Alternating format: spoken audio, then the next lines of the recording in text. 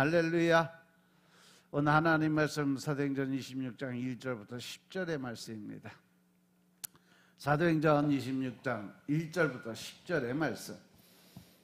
아그리빠가 바울더러 이르되 너를 위하여 말하기를 내게 허락하노라 하니, 이에 바울이 손을 들어 변명하되, 아그리빠 왕이여, 유대인이 모든 송사하는 일을 오늘 당신 앞에서 변명하게 된 것을 다행히 여기옵나이다. 특히 당신이 유대인의 모든 풍속과 및 문제를 아심이니이다. 그러므로 내 말을 너그러이 들으시기를 바라옵나이다. 내가 처음부터 내 민족 중에와 예루살렘에서 젊었을 때 생활한 상태를 유대인이 다 아는 바라. 일찍부터 나를 알았으니 저희가 증거하려 하면 내가 우리 종교의 가장 엄한 팔을 조차 바리새인의 생활을 하였다고 할 것이라. 이제도 여기 서서 신문받는 것은 하나님이 우리 조상에게 약속하신 것을 바라는 까닭이니, 이 약속은 우리 12지파가 밤낮으로 간절히 하나님을 받들어 섬김으로 얻기를 바라는 바인데, 아그리빠 왕이여, 이 소망을 인하여 내가 유대인들에게 송사를 받는 것이니이다. 당신들은 하나님이 죽은 사람 다시 살리심을 어찌하여 못 믿을 것으로 여기나이까? 나도 나사렛 예수 이름을 대적하여 범사를 행하여야 될 줄 스스로 생각하고 예루살렘에서 이런 일을 행하여 대제사장들에게서 권세를 얻어가지고 많은 성도를 옥에 가두며 또 죽일 때 가편투표를 하였고. 아멘. 여기까지 갑시다. 자, 25장 23절에 보시면 아그리빠 왕과 베스도 총독 그리고 천부장들과 시종의 높은 사람들이 사도 바울을 신문하기 위해서 이제 한 자리에 모이는 장면으로 이제 정리가 됐죠. 그리고 나서 26장에 와서 이제 그들이 사도 바울을 이제 신문하기 위해서, 재판하기 위해서 모인 장면으로부터 시작이 돼요. 그리고 아그리빠 왕은 사도 바울에게 자신에 대한 어떤 변명할 기회를 줬죠. 지금은 이 청문회가 아그리빠를 위해서 열린 것이라 해도 좋을 만큼 사도 바울에 대한 청문회의 주도권은 아그리빠 왕이 가지고 있어요. 사실상 베스토가 자신은 유대의 종교적 배경에 대해서 아는 바가 거의 없어서, 그래서 뭐 어떻게 판단하고 정죄하고 심판할 수 있는 권한이 없는 거죠. 그래서 사도 바울에 대한 신문을, 그래서 아그리빠 왕이 그래도 유대인의 풍속이나 어떤 율법에 대해서 잘 아니까 아그리빠 왕에게 모든 걸 다 이임을 했어요. 그래서 사도 바울은 유대인의 풍속을 이해하는 아그리빠 왕에게 집중적으로 작정을 하죠. 뭘 하기로? 복음을 전파하기로. 그리고 사도 바울은 손을 들어서 유대인들이 고발하는 모든 일을 오늘 왕에게 변명하게 된 것은 아주 다행이다라고 생각해요. 이렇게 말하면서 사도 바울의 항소가 받아들여진 이상 이제 재판은 끝난 것이고 사도 바울이 다시 변명을 해야 될 의무는 없어요.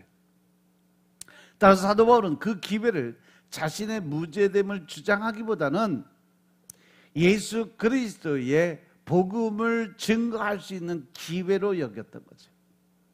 그래서 하나님은 사도 바울을 부를 때 내가 왕과 총독에게 복음을 전할 것이라고 말씀하셨죠. 사도 바울은 하나님의 그 약속이 성취되는 것으로 기뻐하고 있었던 거죠. 그리고 사도 바울은 연설을 시작하면서 손을 들어서 예의를 표했어요. 그리고 가이사랴의 최고 권력자들과 학식이 있는 자들이 위엄 있게 앉아서 자리 앞에 그 사슬에 묶인 채 손을 들어서 연설하는 이 바울의 모습을 보니까 너무 비장한 그러한 모습으로, 단단히 각오한 모습으로 보이게 되죠. 사도 바울은 전에도 그랬던 것처럼 정중하면서도 간결한 예를 갖추고 있었어요. 특히 이 3절에 보면 아그리빠 왕에게 당신이 유대인의 모든 풍속과 문제를 아니까, 그러니까 내가 어떠한 말을 하더라도 좀 참고 견디면서 끝까지 들어달라고 먼저 부탁을 하죠. 사도 바울은 특히 이 아그리빠 왕의 유대 사람의 풍속과 쟁점들을 모두 잘 알고 있기 때문에 자신을 변호하기 좋다라고 이야기를 해요. 그러면서 제 말을 끝까지 참고 들어주기를 바란다고 이야기해요. 2절에서 사도 바울은 아그리파 왕에게 변호하는 것을 다행스럽다라는 표현을 썼어요. 이 말은 사도 바울에게서 하나님께서 주신 사명대로 아그리파 왕에게 복음을 전할 수 있는 것을 저는 아주 다행스럽게 생각합니다라는 의미예요. 이렇게라도 아그리파 왕도 복음을 들을 수 있다는 것이 참 다행스럽습니다라는 표현을 한 거죠. 그래서 아그리파 왕은 유대의 종교적인 사정을 잘 알았기 때문에 사도 바울의 설명을 누구보다도 잘 이해할 수가 있었어요. 사실 베스터가 선뜻 판결을 내리지 못한 데에는 유대의 종교적 배경에 대한 무지가 작용을 했기 때문에 사도 바울의 심정은 아주 답답했던 거죠. 따라서 베스터가 이미 그에게 정치적인 죄를 판결할 수 없음을 확인하기 때문에 사도 바울은 더 이상 정치적인 문제에 대해서 변명할 필요가 없었어요. 그래서 이 사도 바울이 아그리파 왕에게 종교적인 문제에 대해서만 변명을 하고 있는 거죠. 그것이 바로 뭐예요? 바로 예수 그리스도의 죽음과 부활과 영생에 관한, 복음에 관한 설명을 하기 위해서 쭉 이제 자기 변증을 하기 시작해요. 즉 다시 말해 사도 바울은 이것을 이용해서 아그리파 왕에게 복음을 전하고 있는 거죠. 그래서 4절 5절에 보면 내가 처음부터 내 민족과 더불어 예루살렘에 젊었을 때 생활한 상황을 유대인이 다 알고 있다. 일찍부터 그들이 나를 알고 있으니까 그들이 증언하라고 하면 우리 종교에 여기서 우리란 단어를 써요. 이 사도 바울은 먼저 자신의 회심 과정을 증거를 한 거죠. 사도 바울은 젊었을 때 예루살렘에서 살았어요. 22장 3절에 보시면 나는 유대인이고 또 길리아 다소에서 났고 이 성에서 자란, 이 성이라는 것은 어디야? 바로 예루살렘 성이에요. 이 성에서 살았고 또 가말리엘 문화에서 우리 조상들 율법의 엄한 교훈을 받았고 오늘 너희 모든 사람처럼 하나님께 대해서 열심을 가졌던 자다라고 설명을 해요.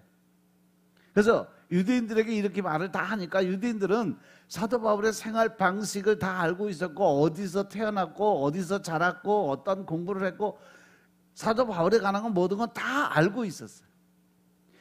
이 사도 바울의 고향은 다소였지만 실질적인 그의 정신적 배경은 어디? 다소에서 났고 이 성, 즉 예루살렘 성에서 자랐다고 하는데 그 성이 바로 예루살렘 성이에요. 이 사도 바울은 어려서 바리새파적 배경을 가지고 유대교적 열정이 아주 강했던 사람. 그래서 사도 바울은 바리새파에 속해서 엄한 신앙생활을 했던 그러한 전형적인 유전적 율법주의자였어요. 그래서 그런 율법주의적 신앙에 아주 열심을 가졌던 사람이에요. 그는 외적으로 겉으로 나타나는 것뿐 아니라 내적으로도 속으로도 아주 경건한 종교생활, 유전적 율법주의에 철저하게 젖어서 살았던 사람이에요. 따라서 사도 바울이 유대 종교를 우리 종교로 표현을 하면서 아그리파 왕과 자신의 동족성을 확인하기 위해서 서로 이 알고 있는 지식이 같다라는 공감대 형성을 이루면서 대화를 끌어가죠.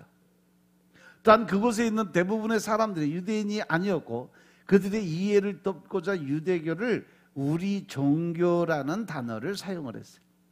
사도 바울이 바리새인으로 한때 유대교적인 정통성에 누구 못지않게 아주 철저하게 율법주의로 살았던 사람. 사도 바울은 이것을 여러 차례 계속 강조하면서 나도 유대인이다. 유대 율법주의를 내가 철저하게 지키고 살았던 사람이다라는 것을 자꾸 설명해. 왜? 유대인들이 자기를 고발을 했고 또 엉뚱한 죄를 뒤집어 씌워서 지금 죽이려고 하니까 거기에 대한 반발적인 이야기를 한 거죠. 실제로 사도 바울이 이 헬라 학파의 가말리엘 스승으로부터 율법의 엄한 교육을 받았던 사람이에요. 당시 유대 사회에서 바리새인이라고 하면 가장 엄격하고 완벽에 가까운 종교생활을 하는 사람으로 인정이 됐던 사람. 그렇게 철저하게 유대교에 빠졌던 사람이에요. 그리고 이제 6절, 7절에 보면 이제 서서 신문 받는 것은 하나님이 우리 조상에 약속하신 것을 바라는 까닭이다라면서 이 약속은 우리 12지파가 밤낮으로 간절히 하나님을 받들어 섬김으로 얻기를 바라는 바. 아그리빠 왕이여, 이 소망으로 말미암아 내가 유대인에게 고소를 당하는 것이 바로 이러한 문제다 이거죠. 사도 바울은 과거에 대한 언급을 간단하게 끝내고 신문을 받고 있는 현재 상태를 설명을 해요. 그리고 사도 바울이 전한 복음은 어느 날 갑자기 생겨난 것이 아니라 하나님께서 이미 옛날부터 이스라엘의 조상들에게 약속하신 하나님의 언약에 뿌리를 두고 설명을 하죠. 그 약속은 메시아와 부활이 핵심적인 그러한 설명을 하고 있다는 거죠. 사도 바울은 구약의 언약들과 예언들이 궁극적으로 그리스도 안에서 이미 다 이루어진 거다라고 설명을 하고 있는 거예요. 또한 예수님을 통해서 온전히 성취되어 갈 것이다. 여기서 이 문제의 초점이 뭐냐? 유대인들이 하나님의 이러한 성취를 믿지 않는다는 거예요. 이스라엘 백성들은 지금도 메시아를 기다려요. 지금도 예수님을 인정을 안 해요. 그래서 그들이 아직도 율법을 놓지를 못하고 그 율법주의적으로 지금도 살아가고 있어요.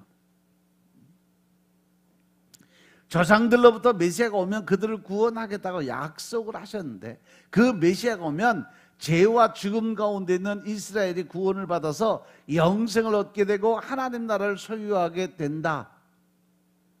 모든 사람들이 하나님 나라에 들어갈 수가 있다라는 이 지식적인 건 알고 있는데 실질적인 오신 메시아는 인정을 못하고 우리는 다시 오시는 재림의 예수를 기다리는데 그들은 초림의 예수를 지금도 기다리고 있다는 거죠. 그리스도를. 이것이 바로 이 구약에 기록된 메시아의 소망이에요. 사도 바울이 신문 받는 이유는 이스라엘 사람들이 조상으로부터 간절히 바라오던 메시아의 소망 때문인데 믿지 않았기 때문에 지금도 그렇게 구박을 받는 거죠. 바로 이 소망을 이루시는 분이 바로 예수 그리스도이심을 믿으시기 바랍니다. 또한 사도 바울은 하나님이 자신에게 주신 소망 때문에 신문을 받아요. 사도 바울이 로마도 보아야 하리라는 비전을 들었어요. 그리고 믿었어요. 그리고 그는 이 로마로 가는 소망을 가졌어요. 하나님은 사도 바울을 로마와 세계 선교의 소망 가운데 인도를 하고 계시는 거죠. 따라서 사도 바울은 자기를 송사한 유대인들의 모순을 지적하고 있어요.